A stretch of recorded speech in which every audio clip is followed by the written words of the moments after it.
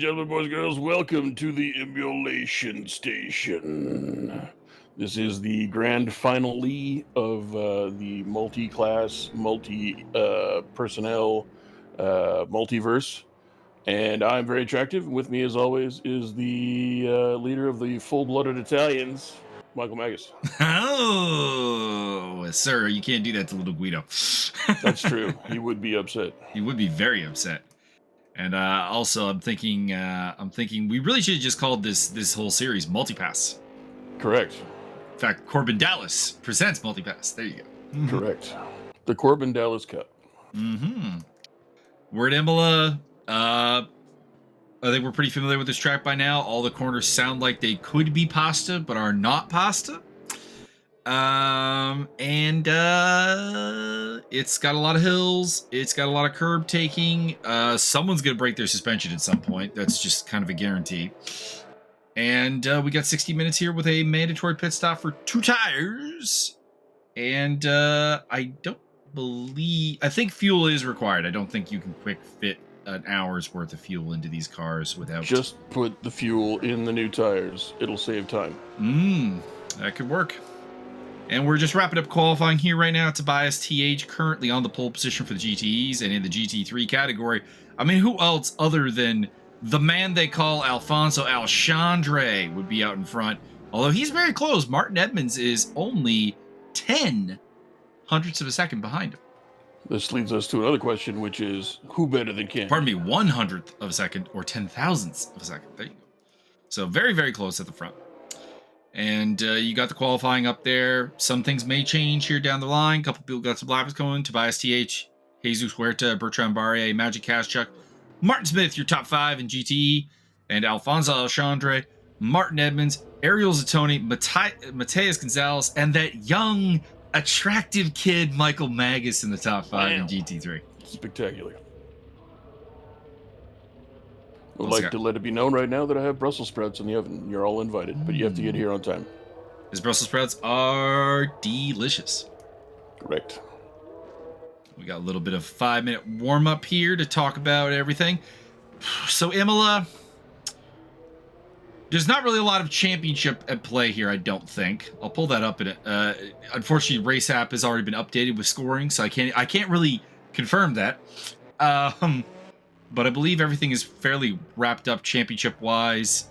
Imola is a relatively difficult to overtake track. It is, of course, the home of the darkest day in Formula One recent memory, 1994. Death of Ayrton Senna, as well as Roland Ratzenberger. So we get a little more morbid there. Now, I will say in some ways that was a very lucky day because if you look at the whole San Marino Grand Prix back in 94, as many as 6 drivers could have died. So the fact that only 2 actually did, kind of lucky from the right angle. But that is, I want to say, the last death in F1 to date. No, she'll be Yankee. What about Kimi Räikkönen's liver? Well, Kimi Räikkönen's liver was killed away from the track, so it doesn't really count. Fair enough. Kimi Räikkönen's retiring this year, and it fills me with great sadness. Maybe they'll get him on commentary and he can just show up plastered. It would be good. They asked Sebastian Vettel, "What are you gonna miss about Kimi Räikkönen?" He just goes, "The silence."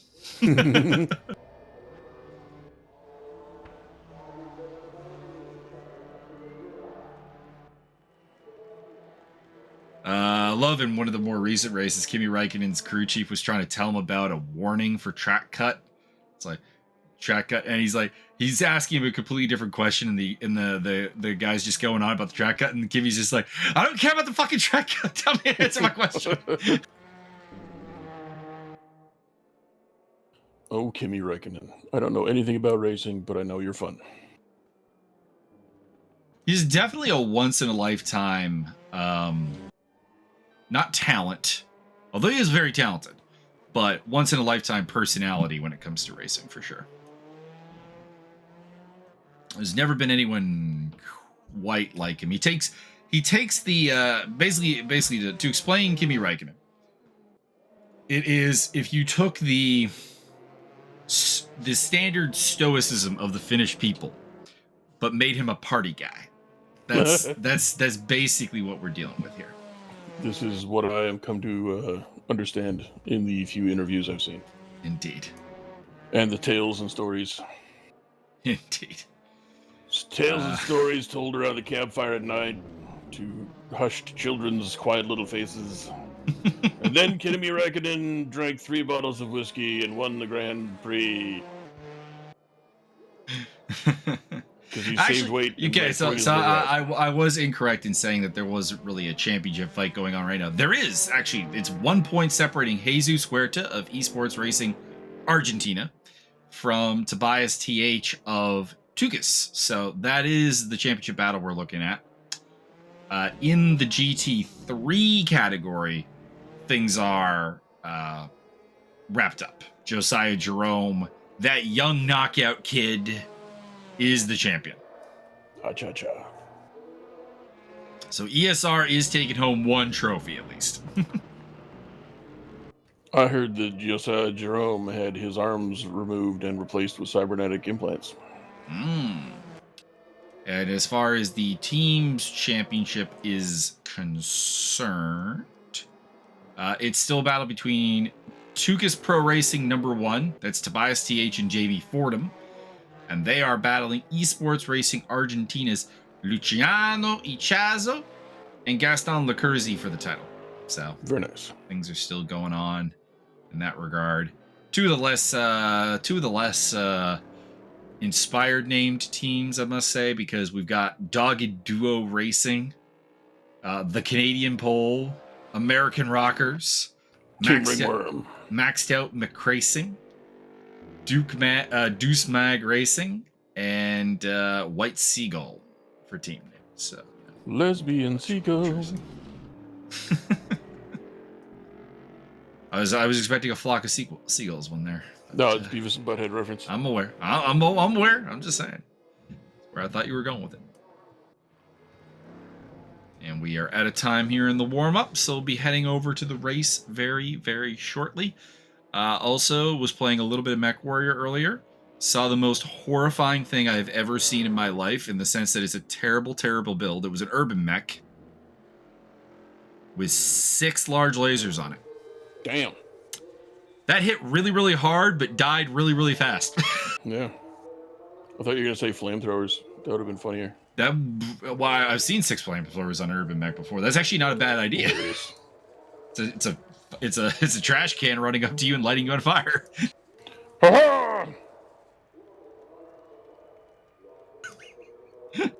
That's the for those unaware of the BattleTech, urban mech looks like a trash can with legs, and the meme in the BattleTech community is always just like, oh look, it's an urban mech, angry trash can noises intensify. Looks like R2-D2 with legs. A little bit. R2-D2's got legs, they just roll. Alright, grid is forming up here for the final race of this multi-class festivities. Here we go. We got red lights, red lights, red lights, and we are go. And a bad start there from P3 from Bertrand Barrier. He's getting swallowed up by the field and going backwards.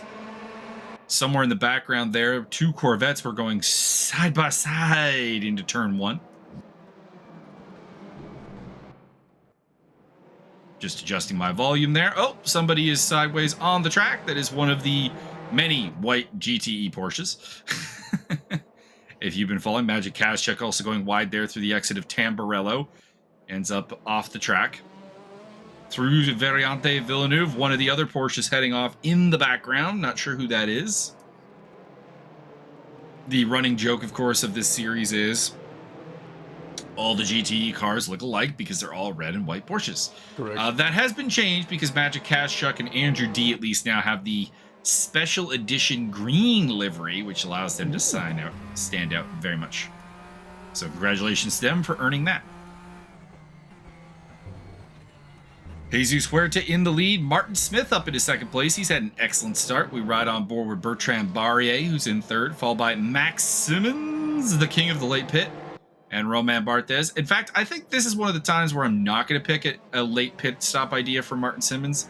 And the reason is that this track has a tendency to destroy suspension with the curbs. So you kind of want to stay out as long as possible for that inevitable curb incident that breaks your suspension so you can fix it.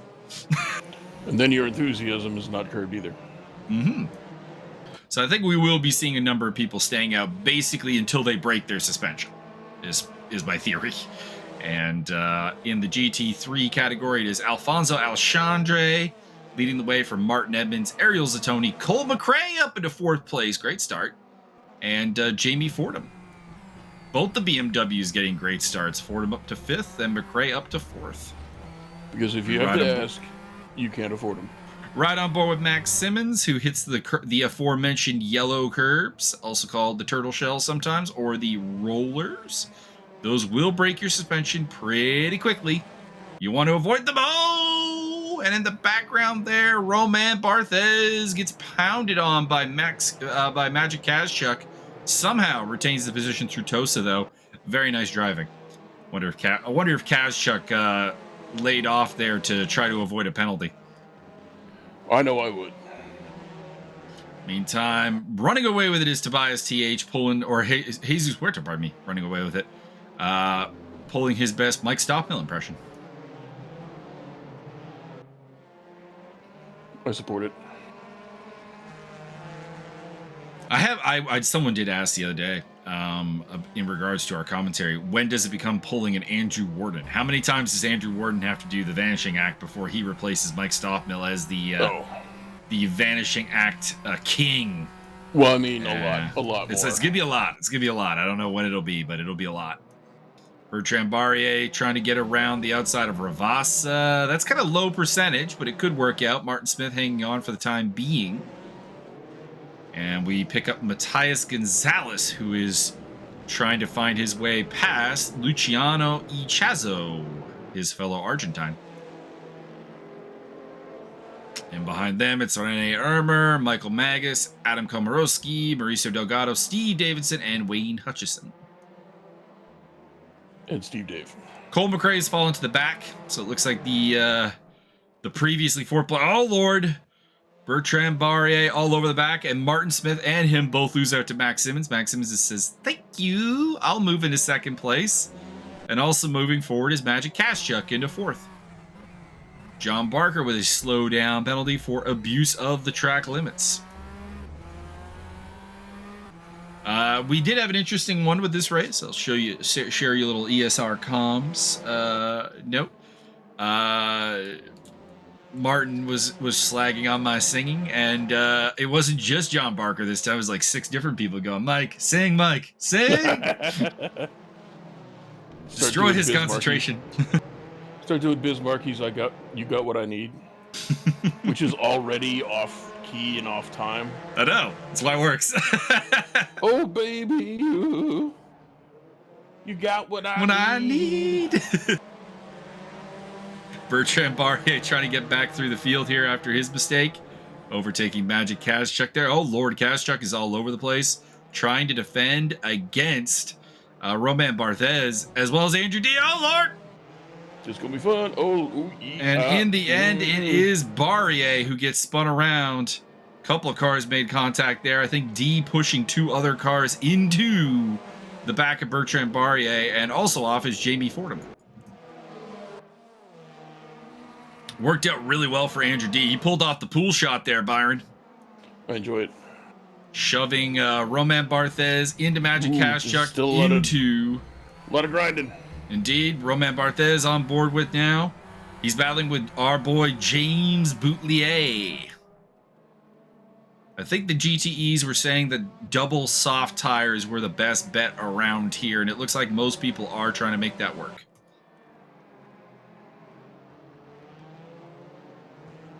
We don't take kindly to those who don't take kindly around here. Oh, well, I just said that, and then we go to James Butler, who's rocking mediums, so he's against the grain. James Butler cannot be stopped. He feels no pain. He cannot be reasoned with. You know who else is probably on mediums?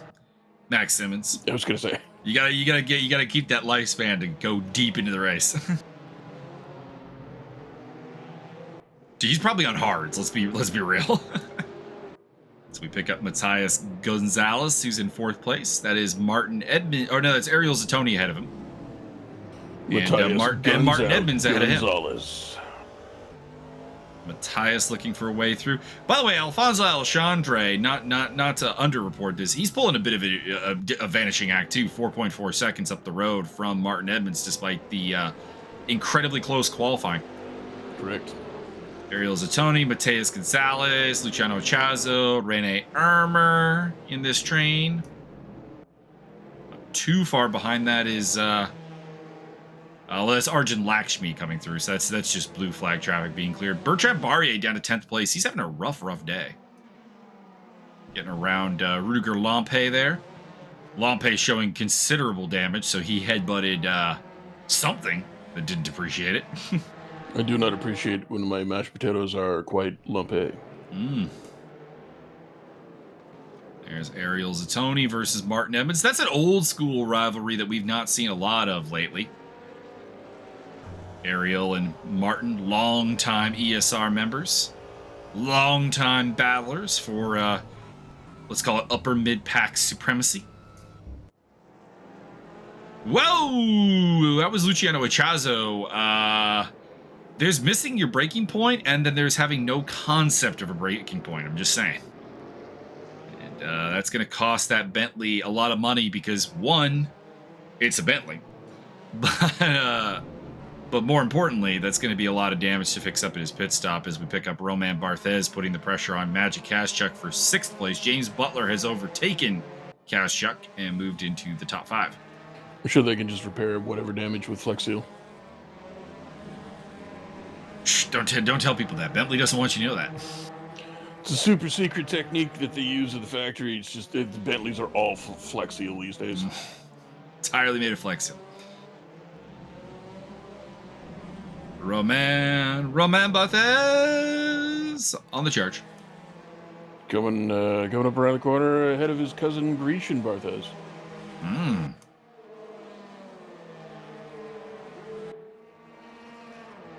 Lampe has actually just been overtaken by Alfonso Alexandre, so that car is very gimped. And when you're being overtaken by the lesser class of cars on the track, you know you have problems. I'm sure he's just sandbagging so that he can make a dramatic comeback in the end. I mean, hopefully. I'd like to see it. I'd love to see it. It's like the one thing we never saw out of Stoffmeal was just like, oh, no, just, guys, I'm sorry. I don't have it today. I don't know what's going on. Oh, I won. Closest thing we got to that was when he would do, like, the extra pit stop. Yeah. Only problem is when he did the extra pit stop, he'd always put new tires on, and it kind of defeated the purpose because he'd end up with like way better tires than everyone else in the field. So it's like, keep the old tires on. Just do a pit stop and take the old tires. Still made me laugh. I don't know who. I wasn't doing commentary with you, but I was doing live commentary with somebody. Tobias TH overtaking Roman Barthez. Live commentary with someone other than me. Stoffmeal did that. Like he went into the pits, did whatever he was gonna do. Came out of the pits and was like 7 spots behind. And everybody else had already finished their pit, so like no one else was going in, and he just didn't. It didn't matter. He just went up to the front one. He'll do that. Magic Kaschuk side by side with James Boutelier, as well as getting involved. There is Tobias TH. Actually, Tobias TH overtakes them both. We see that a couple of times now. The multi-man overtake. Roman Barthez looking to kind of do the same thing as well, and also in this group is Bertrand Barrier. The TH stands for Theseus. Don't know what the TH stands for. I believe it stands for thermodynamics. Tobias Thermodynamics. I'm good with it. Tobias Hercule Thermodynamics. Oh, which reminds me. That was Jesus Huerta, the race leader off the track. He had built up over a 10-second lead on Max Simmons, and that lead is going to be about halved. More than halved, actually. Down to about 2 seconds. I should go back and watch more. Roman Barthez going side by side with Bertrand Barrier, hanging on to 8th place. Please continue.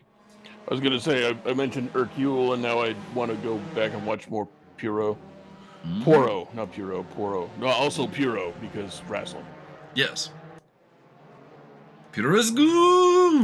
If you want more wrestling ranting, listen or watch the shenanigans that I did with Cole earlier today. Indeed, it was very What race was that again? that was the Sunday Series GT Challenge from Nürburgring. It's up on Twitch. I don't know if it'll be up on YouTube somewhere in the near future, but it is on Twitch. Twitch wants it like a 24-hour pause before letting you do it, or 48-hour. Yeah, I do believe that is good. I think it's 24. Yeah. Which is fair. There's a lot of content going on. Mm-hmm. So, my lord, Barrier, Butler, and Barthez, I feel like we're going to be stuck here for a while as the battle for B supremacy continues on.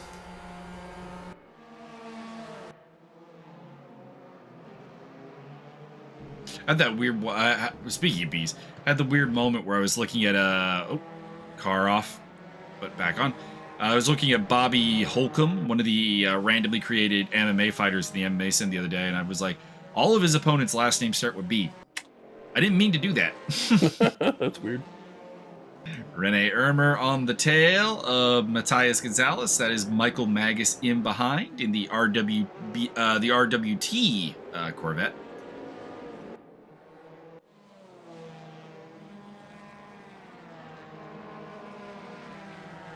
Couple of slowdown penalties being handed out to both Butler and Barker.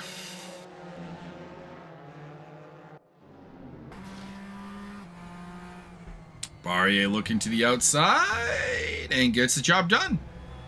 I feel like we need to get Roman Barthez. We need to get Butler and Barker in a hockey sim, so that, and put them on the same line on like probably wingers, and then we go Butler to Barker to Barker to Barker to Butler. Let's go! Remake the old Carolina Hurricanes BBC line. There you go. Of Rod Brindamore, Bates Battaglia, and Eric Cole. As Max Simmons takes the lead, Jesus Huerta off again. So I think Huerta's car might have some problems. Might have picked up some suspension damage already. We've been talking about that as a big storyline. Well, what if you... As Barrier looks to get past Butler. Into... probably going to go for it into Tamburello. Would have liked the camber to stick there, but it didn't. I don't know what that means. Instead, we pick up... well, Tamburello is a prime overtaking opportunity on this track. It's the first chicane. Do you need like a nice lubed up camber, or what's the deal? Well, it's very, very dangerous, yet still one of the best spots to overtake on the track. So it leads to a lot of interesting, possibly contact-filled moments. Which all right. Is your thing, and covering the overtakes is my thing. So, you know, yeah. Everything kind of molds together there as Wayne Hutchison recovers from an off there at Ravazza too. Inquiring minds would still like to know, what is an camber? So the camber of the tire basically is the angle in which the tire makes contact with the road. Oh, so okay. If you give like more, so if you give more camber, less of your tire is hitting the road. When it's like just kind of neutral, but when you turn, you get more rubber on the road, basically. I dig it. It's a good way of managing the heat of the tire, so that the middle of the tire has the perfect kind of medium temperature. So basically, okay. So say the inside part of your tire is 100 Fahrenheit, 100 degrees Fahrenheit. And the outside of your tire is 80 degrees Fahrenheit. Well, you want the middle to be 90, so use the camber to kind of make that happen. I dig it. It also affects things like grip in certain corners and so on. So different tracks will have a different ideal camber. And these setup tips provided to you by me. Hooray! So yeah, it's like basically like grinding a skate for hockey. Yes. I get it. I dig it. I cough it. So that's what we mean when we're talking about camber in a race car sense. So like that corner camberello? Is that what that's about? Tamburello. Same thing. Steve Tamburello disagrees, sir. Well, he can disagree all he wants. He can fight me. He probably would. Steve Tamburello is insane. like it. I like him already. He's my new Jesus friend. Huerta trying to get back into the lead here with Max Simmons out front. Also in that shot is Martin Smith, who's having a very good day. I'm going to pump up Martin Smith's results here real quick, because I think this is by far the best one he's looking at. So Martin Smith, where... Martinho Smythe. Where is Martin Smith? There he is. Yeah, his best result to date is a 4th place from Watkin Glen. I was thinking it was Wirtz, to be honest, as Alfonso Alexandre gets a speeding in the pit lane penalty. By the way, pit window is open, and Alexandre and Adam Komorowski are our first 2 in. I'd like to thank Cole McRae for laughing at my life in the pit lane joke, even though I've told it a million times. Life in the pit lane, surely gonna lose your mind. Speaking of the pit lane, somebody is rejoining from the pit lane. That is probably Max Simmons, that early pitting freak. That's a red Corvette, so that's probably Ariel Zatoni. Little red Corvette. I knew I was setting you up for another musical number. We're just gonna have to work. We're gonna have to work on Raspberry Beret. I don't know how we're gonna get that done. Tobias TH moving on against Andrew D. Oh Lord, Ariel, you may want to just get out of the way, my friend. I'm all for blue flagged cars' rights here, but this is not a place to be. This is the lead of the race on the line.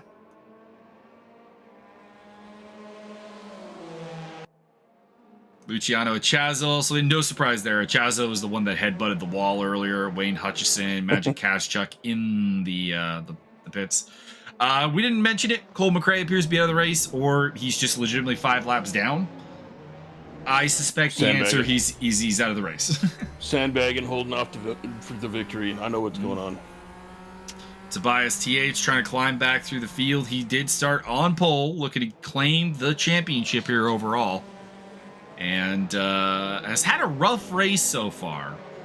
And right now he's staring at the back of Andrew D, trying to find his way up and past him. I think it should be mandatory that if you win a championship, you have to jump up and down like Bobby Boucher. Champions! Champions!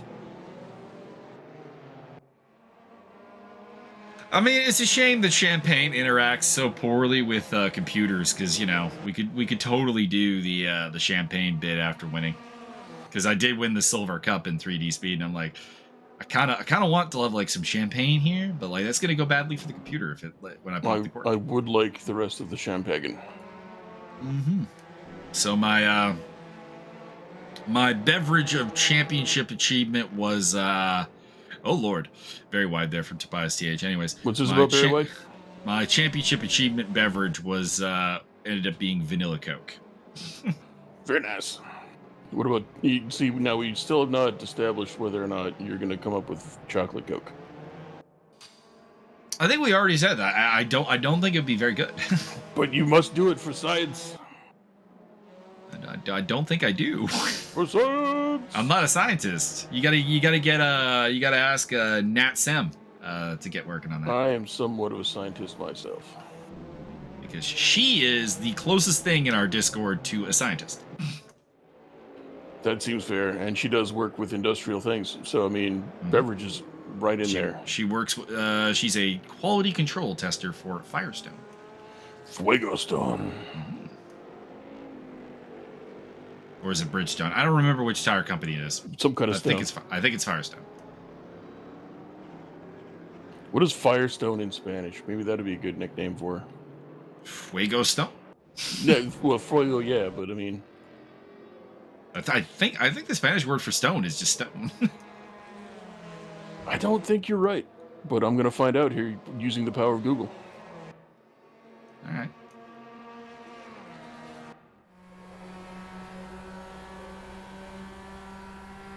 Tobias TH looking to make the move here on Andrew D, looking for 4th place into Tamburello.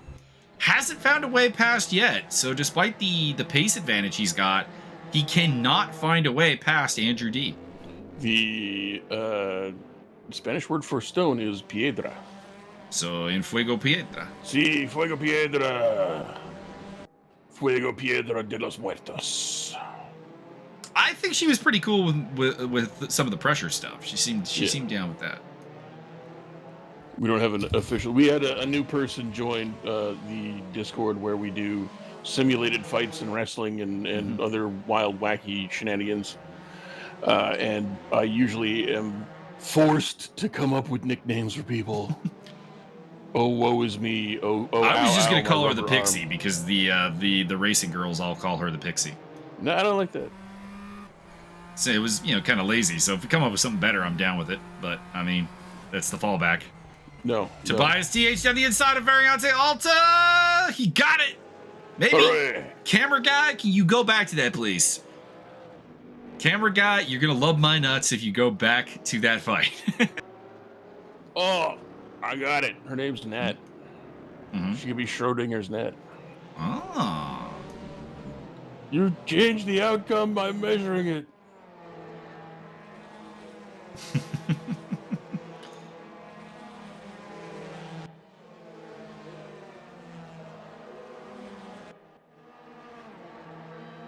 RC's new plan is to take the girls she's bringing in and create a fight gym for them to train out of to become better.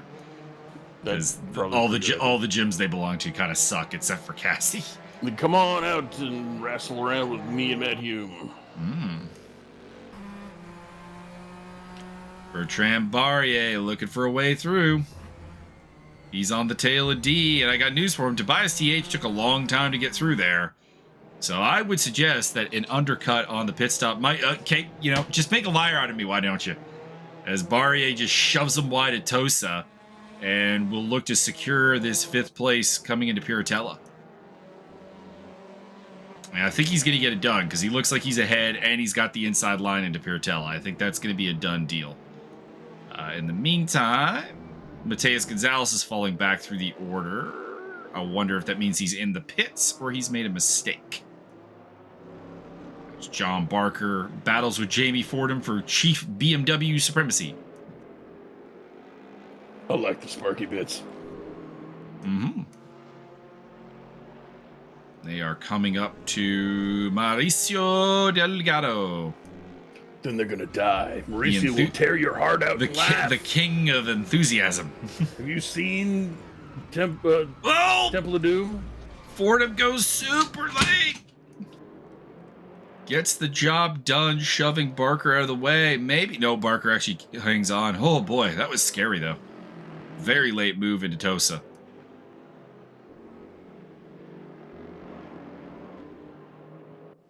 Jamie Fordham gives me a lot to commentate on, but I'm not going to lie, when I'm near him on the track, it's a little nerve-wracking. He is... I don't want to say dirty or unsportsmanlike, because that's really not the case. That's really not where I'm going with this. But he's got that aggression turned up to 10, kind of at all times. And side by side through Variante Alta as well, and Fordham gets the position. I would have liked to see the beginning of that. Fordham is through. And that is one of the various white Porsches off the track. I don't know which one. It's the slightly more white one.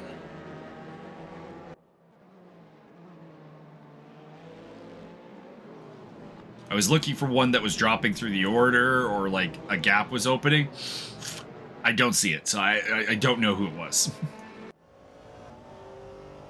On board with Alfonso Alexandre, who got a drive-through penalty earlier, actually. We didn't really cover that, for speeding in the pit lane. And somebody's off. That is Rudiger Lampe. Lampe, Lampe, Lampe, Lampe, Lampe, Lampe. Martin Smith navigating through some blue flag traffic here. One of the Bentleys, either Komorowski or Ichazo. They have the same livery. John Barker off the track there. Is Martin Smith the twin brother of UFC fighter Anthony Smith? Probably not. For one, he's Canadian, and Anthony Smith is American. Well, what if they were born in an ambulance traveling between the two countries? It's possible. Jamie Fordham on the tail of Mauricio Delgado, so he's managed to fight his way to the top of the BMW pile by overtaking John Barker. And now, next on his list is the Callaway C7 of Mauricio Delgado. Mauricio Delgado will stomp your spleen out and then giggle in mirth. He can't be fucked with. Really wish we had a countdown on the pit window. It's not going to be over very soon because, I mean, it's centered on the halfway point. We're not at halfway yet, but it would be nice to have that clock available, but we don't.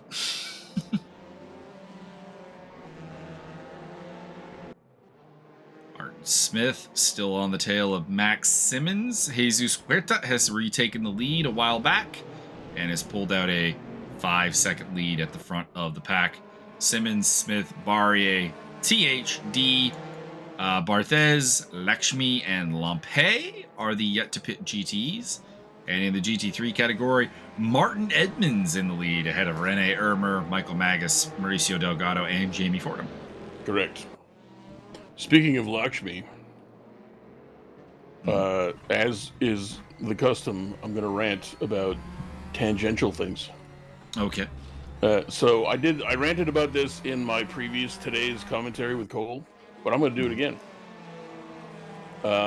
So I'm playing Far Cry 4, which is set in a Nepalese type environment, which is why Lakshmi reminded me of that. Mm-hmm. And so I assume mountainous area, and I'm literally being teleported to doing side missions in the Himalayas. Gotcha. So Ubisoft, this is my second playthrough. Ubisoft fucked up so bad. 1 second. Bertrand Barrier was thinking about a move there. He thought better of it. Continue with the Far Cry. So Ubisoft is so dumb, fucked up, and retarded that they don't really let you play the game twice. That's a bit weird. Yeah, because if you've got any save files at all on your hard drive and you go to just play the game again, it cancels out and will not allow you to access parts of the game. Interesting. It just has decided that you've already done that. Which is not untrue, but not on this playthrough, motherfucker. So I did some forum searching this afternoon and found that everybody has this problem. It's never been solved. I think the game's been out for 10 years.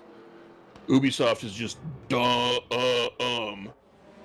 which is probably why they promote and encourage rape in their offices. They do not do much that doesn't involve making money. So, I mean, fixing the problem would not cause additional sales of the game. This is true, and it also would encourage anybody to not just, like, it basically fucks you over if you try to play the game twice. So just go out and buy the new game, I guess. Oop, couple cars coming into the pits there. So Tobias TH going for the overcut. That's Bertrand Barrier and Martin Smith. So long story short, I did some research. I found out that people are saying delete all your save files and just start again. But I'm 70 hours into my second playthrough. I ain't doing that. So I found where the game files are stored. And I found where the game saves are stored, and I just deleted everything prior to, like, September, which is when I think I started playing it, like, late September. Woo, Sparky Bits. And it seems to have cleared up most of the problem, but I have no proof. Big spin there through Variante Alta, and Rudiger Lampe in the pits finally. He's had that damage on his front end pretty much the whole race. I thought he'd be one of the early pit stoppers. He's turned out to be one of the later ones. Although we're still not even halfway through the race, so. Correct. Not super late yet. Let's put it this way. Max Simmons isn't coming in for like a good 15 more minutes. Correct. So yeah, I think I've figured out the problem by just deleting the contents of folders prior to September. But there's one. The only reason I'm upset about it is because it deliberately blocks you from being able to unlock skills. So if I can't do the little race mini game, I can't unlock a skill, which is actually blocking me from 2 skills because I can't access the third one. Skill tree, yeah. Yeah, on the skill tree, there's like it goes in ranks of 5, so you get 5 rows and a bunch of columns. So if I can't unlock number 3, that means I also can't unlock number 4, which blocks me from 2 skills if I can't do one little mini game. And there's about 3 of these things that I couldn't do, and I've managed to clear up most of them. But Ubisoft, fuck you. Fuck you. Fuck you. Got a new GT3 leader, although it's just the pit stop cycle. Michael Magas now up in the front. Hell yeah. It was Martin. It was for at the start of the race. It was Alfonso Alexandre. Then it was Martin Edmunds. Then Rene Ermer, and now Michael Magas in the lead. We'll see how it all sorts out when the pit stops finish up. We still got Magas and Fordham and Steve Davidson in the GT3 category who have yet to pit, and we have in the GTE category Andrew D, Tobias TH, Max Simmons, and Jesus Huerta yet to pit. Jesus Cristo. Pick up Bertrand Barrier there, running in 7th place.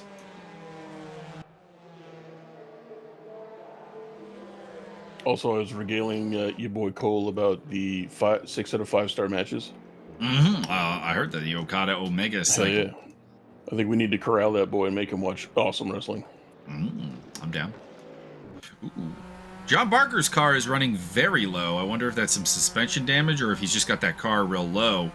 I would hope not. I would really hope not the latter, because putting your suspension really low here at Imola, not really a great idea with those curbs.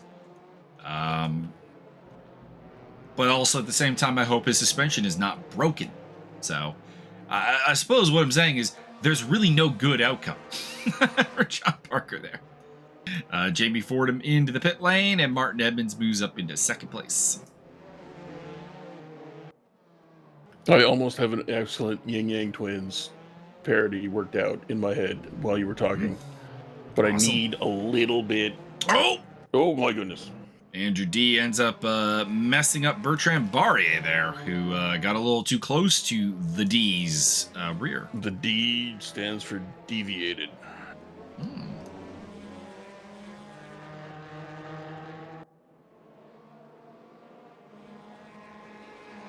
Actually, a good post in one of the other communities I'm in. Apparently, wasn't in the race, didn't see the race. No idea what prompted this, but I'm assuming somebody got hit in the rear a couple times during the race, and it was a Brazilian lady, and she just yells out. She yells out in their Discord is like, "I know everyone wants to touch the Brazilian booty, but you're not supposed to touch the Brazilian booty without permission."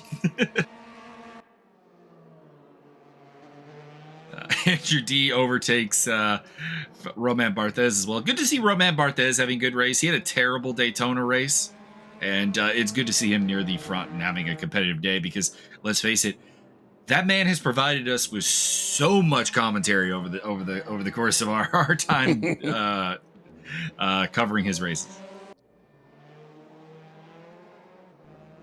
So it's good to see him up there competing and not being near the rear of the field.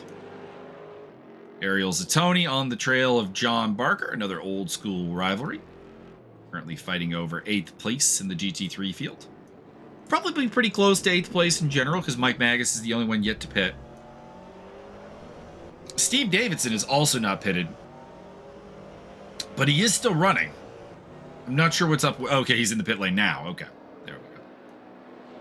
But still not sure what was with the late pit stop there from Davidson. It's been near the back the whole time, so I assume he's been damaged this whole time, pretty much.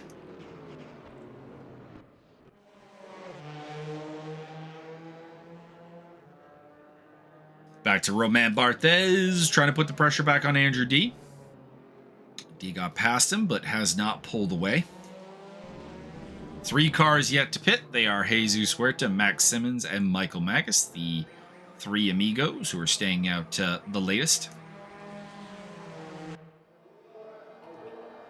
Your parents will be very disappointed staying out all late all night.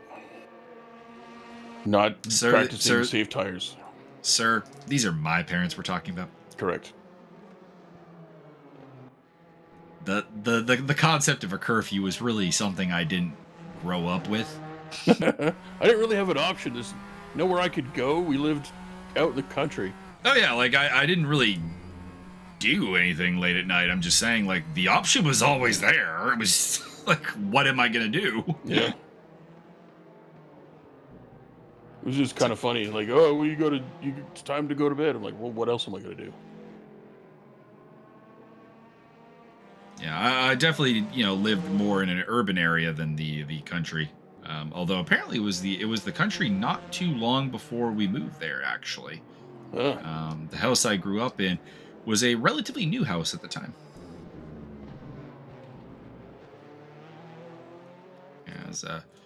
So my mom grew up in the same city that we lived in for most of my childhood, and said that during her time growing up, where we lived was apple orchards. Nice. I would have preferred that. You can sneak out and eat apples. Mm.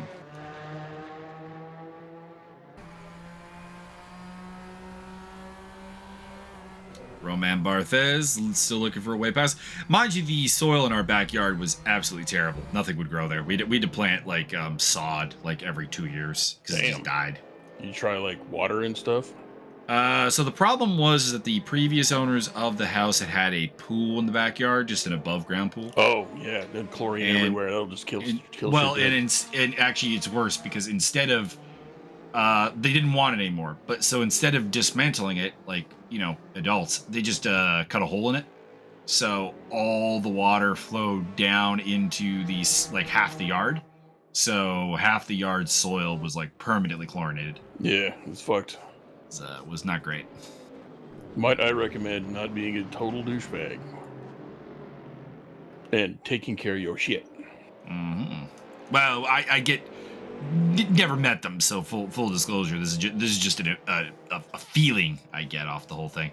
It does feel like the previous owners of the house were douchebags. Because the neighbors apparently really didn't like Michael Magas in the pit lane. It's your boy. Heading back out with a new set of front tires and fueled to the finish. I like how you're doing that just so that Max can hold on to the title of Never Pits. No, I had run into some bad traffic spots, so that became, you know, I'm gonna lose time if I stay out. So let's get in the pits. Let's get the fresh front tires on. I don't think I had to do any refueling. I think I had all my fuel on board at the beginning. So you did the pre-fueling. Now, mind you, disappointing for me. My suspension, perfect going into the pits. 1 lap from now, I'm gonna fuck my suspension up. Don't do that.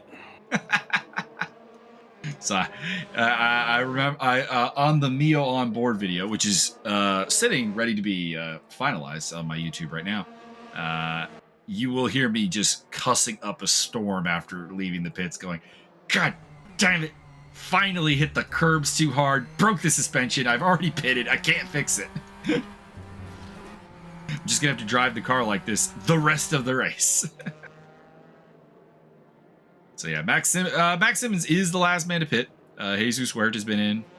Michael Magas has been in. And that means Max Simmons is in the lead. Can he pull out a big enough gap, though? He's got 40.5 seconds. I don't think that's going to be long enough because the stationary time in the pits is... for the GT3s, it was about 15 seconds. It's going to be more for him because he's going to have to replace all 4 tires. So let's double it and say 30 seconds plus the in-out time. He needs more of a gap. What was this about In-N-Out Burger? Pull it. In-N-Out Pit Burger. Good old Pit Burger.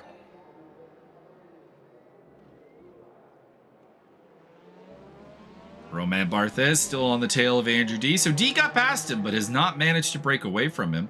Still scrabbling heavily over 4th place. Those two pretty close together in the standings, I think. Oh, no, I'm wrong. Roman Barthez is quite a ways behind him. Barthez, 1 podium to date. Took a podium at the Nordschleife. And Andrew D has been a regular fixture on the podium with 3 podiums this season. Taken at Road America, Slovakia, and of course, the victory at Watkins Glen. And the Putt 5000. Someone, you know what, Putt really needs to sponsor a NASCAR or IndyCar event. That it's would got to be. Yeah, the Putt 500 or something. Come on, get on that. Indeed.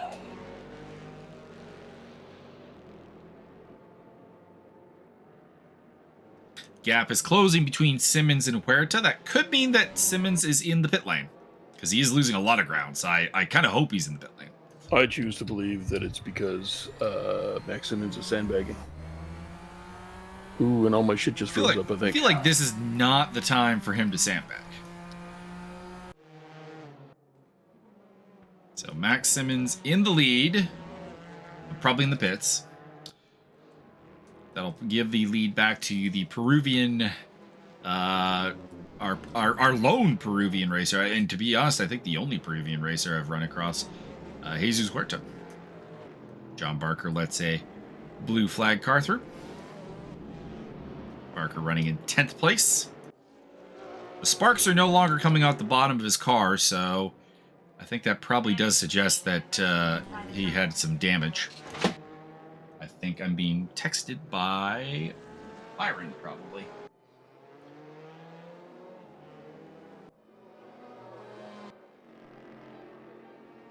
Ah, his internet froze. He may be back. He may not be back. We'll find out. He hasn't left the TeamSpeak, surprisingly enough.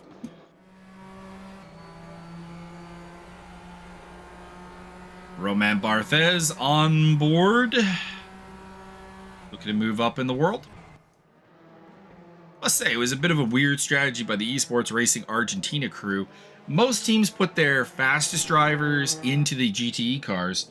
Esports Racing Argentina didn't really do that. I mean, Roman Barthez is a quality driver, do not get me wrong, but they largely just seemingly flooded the GT3 category a lot more. Although I do believe Jesus Huerta represents them in the GTE category. But Barthez on the tail of Andrew D there. So run down here as Simmons is rejoined in 3rd place. Huerta leading the race from from Tobias TH, Max Simmons, Andrew D, Roman Barthez, your top 5 in the GTE category. Martin Edmunds, Mateus Gonzalez, Alfonso Alexandre, Jamie Fordham, and Rene Ermer is your top 5 in the GT3 category. We've lost Cole McRae. And possibly Bertrand Barrier, because that gap is growing. But it looks like 24 cars still running. And this race has gotten quite bad for Magic Kaszczuk, because he is now battling for position with GT3 cars. So for a guy who was looking for a bid for a top 5 here today, it has not worked out. And he has fallen down the order. Still in for a 10th place finish, though, which is worth a considerable load of points. As I believe that was Kaszczuk off the track there. Yeah, 10th place is worth 8 points. So still definitely worth chugging along, get those points in, get that valuable championship placing maybe. And we'll see what happens. Barthez still on the tail of Andrew D, and a slow down warning for Wayne Hutchison, who we have seen rather little of here today in the lone Mercedes in the field.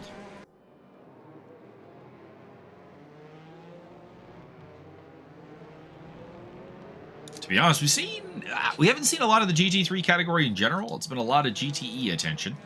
Makes sense. It's the faster category, of course. And there's a lot of pretty good battles going on. But we are missing out a little bit on the GT3 action because Martin Edmunds, Mateus Gonzalez, Alfonso Alexandre, all within 2.5 seconds of each other up front. So 3-way battle for the win. Rene Ermer and Michael Magas are quite close. Komorowski and Zatoni are not terribly far. Oh, Steve Davidson spinning out. Looks like Steve Davidson's a man who's had some difficulties as Alfonso Alexandre overtakes Mateus Gonzalez. That is for 2nd place in the GT3 category. And we go back to that fight. Alfonso coming back from a penalty after leading in the early going. And he would like to regain that position.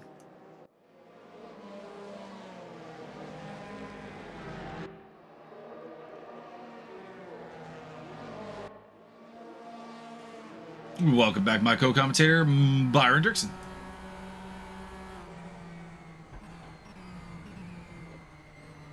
Alfonso Alexandre chasing his 2nd win in 4 starts.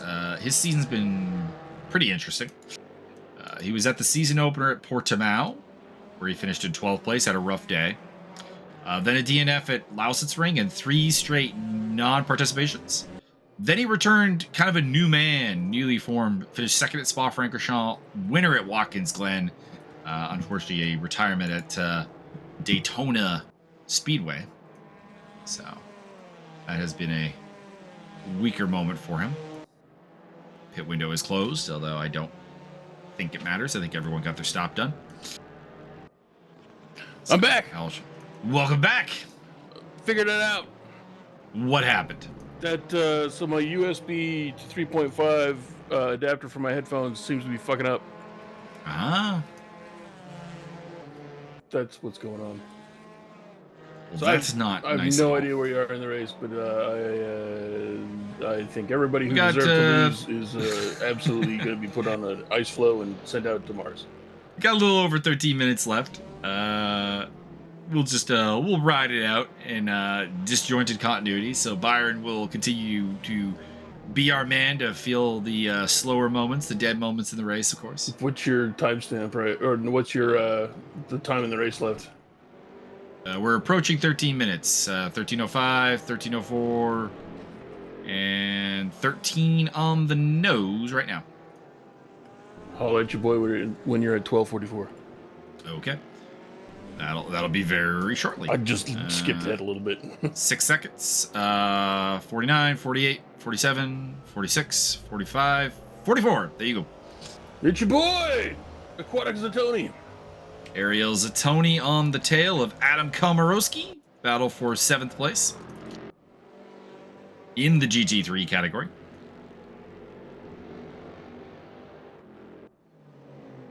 It's also a pretty good battle going on between Michael Magas and Rene Ermer, as well as the battle for the lead.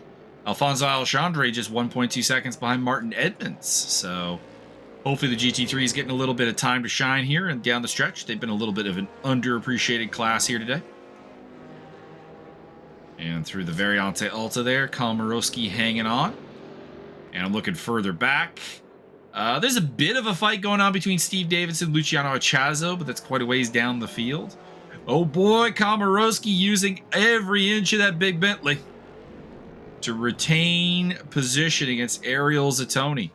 He's coming in hot. He's going to bend you over. He wants that spot. How's Ariel's season been? Just a quick recap. Terrible. Of he destroyed everything. He's been banned from no, Portugal. not at all. I mean, he's a 2-race winner, having won at Road America and Daytona, and he does actually make the overtake happen there into Tamburello. So he's got that spot, or was that Villeneuve? Villanueva? No, it was Tamburello. It was Tamburello. Can you say Villanueva again? I can see Villanueva again. No, you can't. I really can't. I don't know why I was such a hard time with that. What is your damage, musclehead? I don't know. I don't know. It's not like it's even an unfamiliar name to me. Like, no. I mean, there's plenty of baseball and a couple basketball players with that name. Some MMA dudes. Yeah, Ike Villanueva.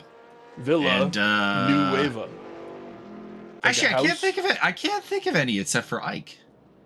It's like new house, Villanueva. Villanueva. There you go. Gotta slow it down. I can't think of any MMA fighters except for Ike. With that last name, actually. I don't. It's probably others. Either. Closest would be like Charlie Valencia. Ooh, like the oranges. Mm-hmm. Alfonso Alexandre, he wants that victory. He smells it. We were talking quickly about Ariel Zatoni. He's had a bit of a boom or bust season. He's had four podiums and 2 DNFs. He's never finished off the podium. Oh, Martin has kind of gave up the lead there. I wonder if Martin has a problem. I'm going to keep an eye on the body language of that Fricadelli Porsche, because he gave that up real easy. In the meantime, Roman Barthez still on the tail of Andrew D. This battle has been going on for some time.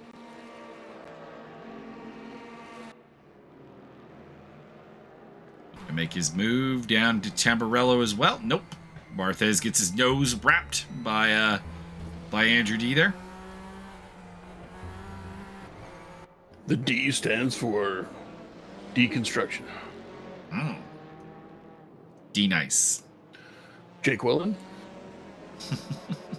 Aaron. Hey, Aaron. You done fucked up, Aaron. God, what is that guy's problem? He is good at throwing the football, though. Yeah. No, it's not so great at making public health decisions. Apparently not.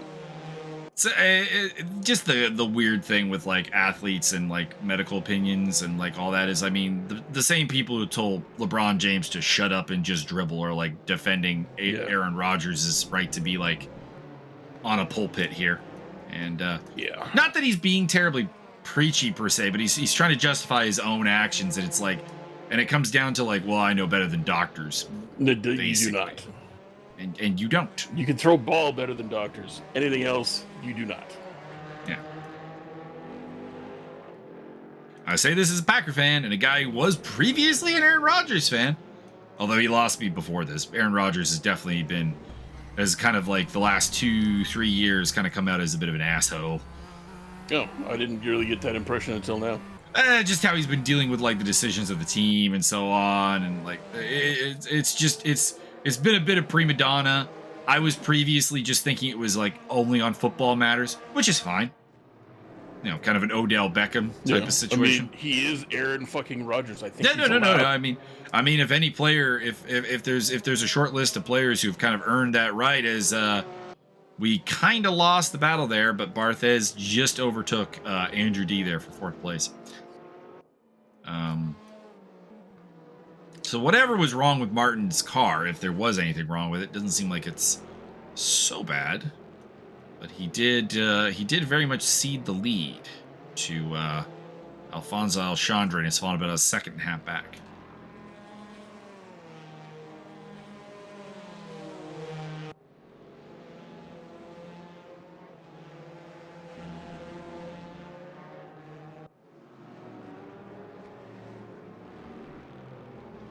How about them Cowboys? I don't know. They do good today? I have no idea. I haven't looked at the scores. The last 2 weeks I've been doing double commentary duty, and I keep meaning to actually watch some football, and I just don't get to it. I gotcha.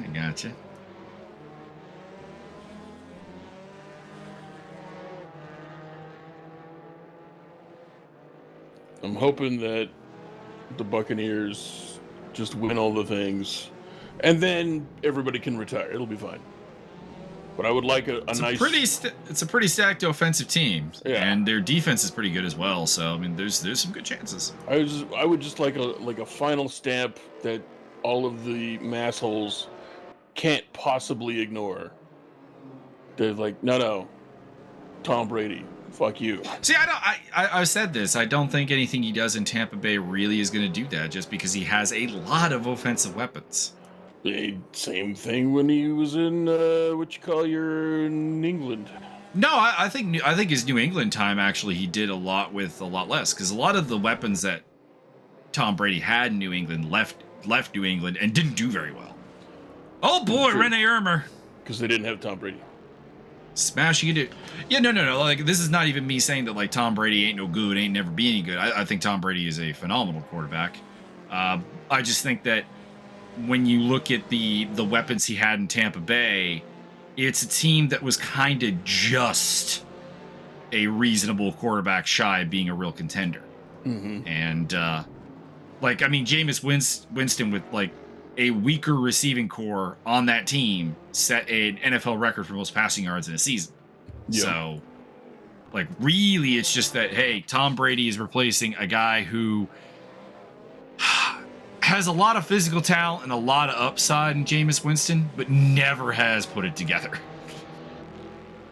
So, like Tony Romo. I think that's harsh on Tony Romo. So, like Mark Sanchez. I think that's not really even close. I feel like Sanchez actually did maximize his ability. Like, I just don't think he was all that good. But fumble. If you want a comparison for Jameis Winston, if you say Big Dick Nick, I will punch you square in the kneecap. No. That's a tough one. I'm trying to think of someone like it's kind of like a Ryan Leaf thing, where like, all right, this guy has all the physical intangibles to be a good quarterback, and just doesn't have the brain. Fair enough. Like, you ask this boy to throw 70 yards, he'll throw 70 yards and it'll be accurate. But ask him to read a defense, the ball's going the other way.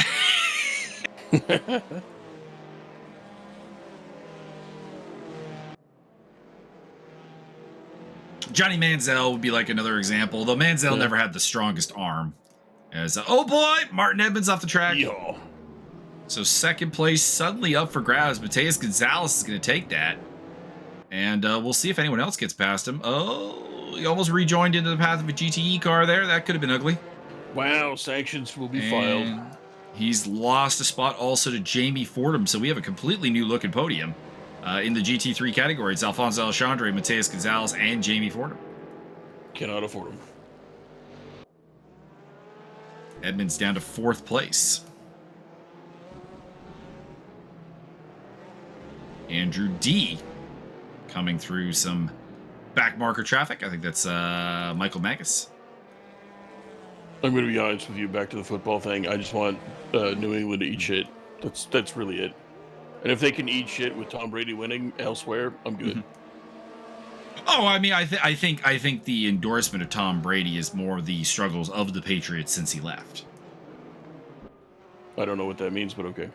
They've not been good. No, I know that, but what do you mean by endorsement? The endorsement is that I left, you became shit. Oh, yeah, okay. I don't think that's what that word means, but I can be proven wrong. Things have many definitions. It's one of the definitions of endorsement. You're an endorsement. Vindication would be another good word. That's good, like that. I just think it'd be fun. Even if, you know what, listen, even if he doesn't win the Super Bowl again, if he can get there or get really close, I'll still be okay with it. I just want Boston to just like, fuck Belichick then. Oh, I still think Belichick is one of the best coaches. Oh yeah, but I want them to turn on Belichick, and then they drive him out of town, and then he goes to like, I don't know, the Browns, and they win a Super Bowl, and then Boston eats shit twice. I mean, it would hurt more if he went to the Jets. That's true. Wasn't he the coach of the Giants for 24 hours, or was that the Jets? It was the Jets. He was the coach for 24 hours. That would be good. I like that. I'm going to make good by the Jets and lead you to a Super Bowl. So that would have been the thing. Like, had Brady gone to the Jets and won a Super Bowl right away, that would have been a thing, because that team was shit. Like, that team had very little to build on. Mm-hmm. But he went to Tampa Bay, a team that was kind of just short a quarterback. He brought some other pieces in. Like, Antonio Brown is their number 4 receiver.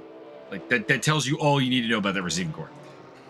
I need them to have Rob Gronkowski as a tight end. No, wait, he is.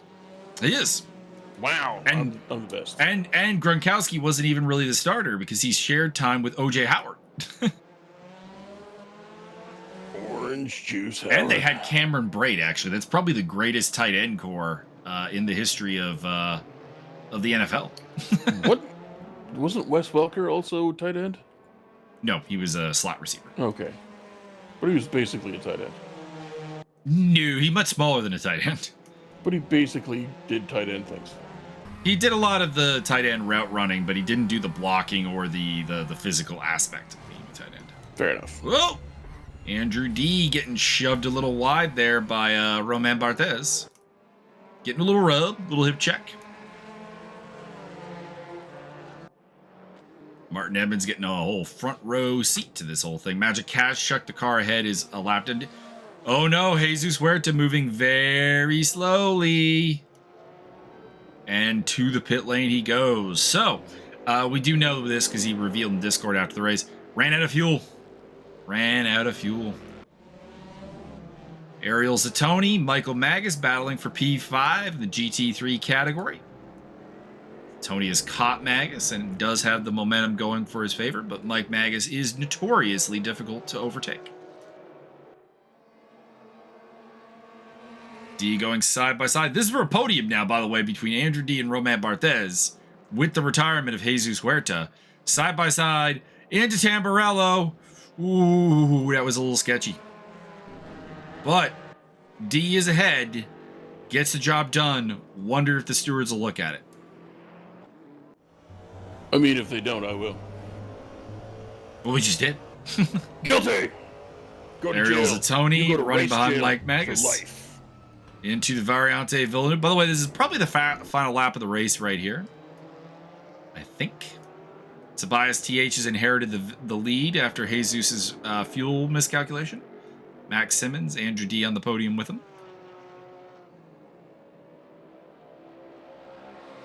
Let's see here. Battles going on right now. We got Barthez versus D.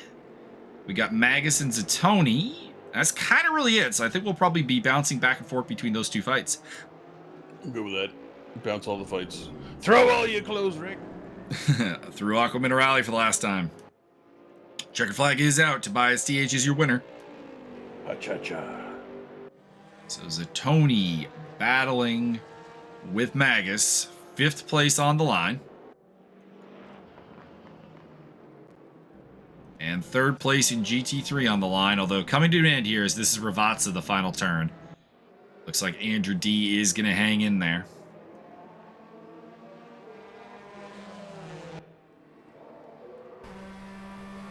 And D takes the checkered flag for his... well, we'll go through it at the end. Oh, big spin celebration.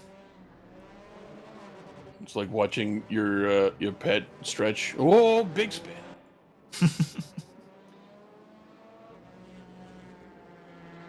Mateus Gonzalez with a solid P2. Mateus was real part-time. I think he had something coming up during the season. Actually did only one of the first 7 races. And then shows up for the last 2. Puts up a P3 at Daytona and a P2 at Imola. So double podium. Yeah. Just reminding everyone, this is what could have happened if I had the time.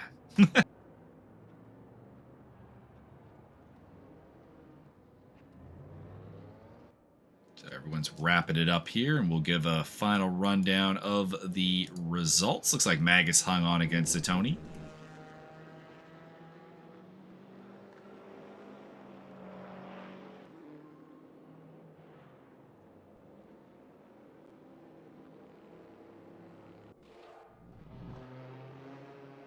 Looks like Rudiger Lampe bringing up the rear in terms of finishing the race. There we go. I love Lamp. Tobias TH, Max Simmons, Andrew D, Roman Barthez, Martin Smith, Arjun Lakshmi. We said very little about Arjun actually throughout this whole thing. Well, it's not my fault. James Butler, Rudiger Lampe, Magic Kashchuk, your 9 GTEs that saw the checkered flag.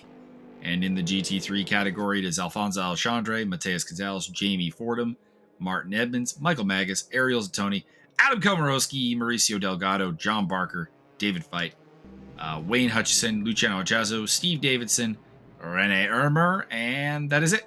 Our DNFs, Jesus Huerta, Bertrand Barrier. We missed that Barrier retired. And Cole McCrae. Fastest lap goes to Huerta. I need Huerta. Give me Huerta. Give me Huerta. All right, so final championship positions here. GTE category, Tobias TH taking the victory here today and the championship. 3rd win en route to it. He also won at Slovakia Ring and Nordschleife. Despite winning 4 races, Jesus Huerta, a pair of zeros on the board caught up for him. No participation at Slovakia Ring or Watkins Glen. He finishes 2nd. Andrew D in 3rd place, wrapping up the season with his 4th podium of the season. Also with 4 podiums, Bertrand Barrier in 4th place, Gaston Lecurzi, Max Simmons, Pedro Magalhaes, Aaron Racer, Martin Smith, and Roman Barthez, your top 10. Correct. And in the GT3 category, he didn't even show up today. He knew he had in the bag Josiah Jerome. Wow. Winner of Portimao, Lausitz Ring, and Nordschleife taking the honors ahead of Luciano Echazo, the winner of Slovakia Ring. Ariel Zatoni took 2 wins at Road America and Daytona. Finishes 3rd. Adam Komorowski in 4th, the highest ranking man without a win. Martin Edmunds in 5th, followed by Alfonso Alexandre, Mauricio Delgado, John Barker, Jamie Fordham, Rene Ermer, and Wayne Hutchison. Surprised to see Fordham so low. He did, after all, participate in every race, had just 1 DNF, but a couple of penalties proving costly as he took penalties at Slovakia Ring and Spa-Francorchamps, which lost him 1/3 of his points on the nose. So next multi-class community event will be GT2 and GT4. It'll be interesting. A little bit of a bigger pace gap between the two. And GT2 is a new class to race room, and we're kind of breaking it in. So that'll be fun. I don't know if I'm going to compete. If I do, it'll be in a GT4 because I haven't bought the GT2s, and I test drove them, and I don't like them. So that's a hard no.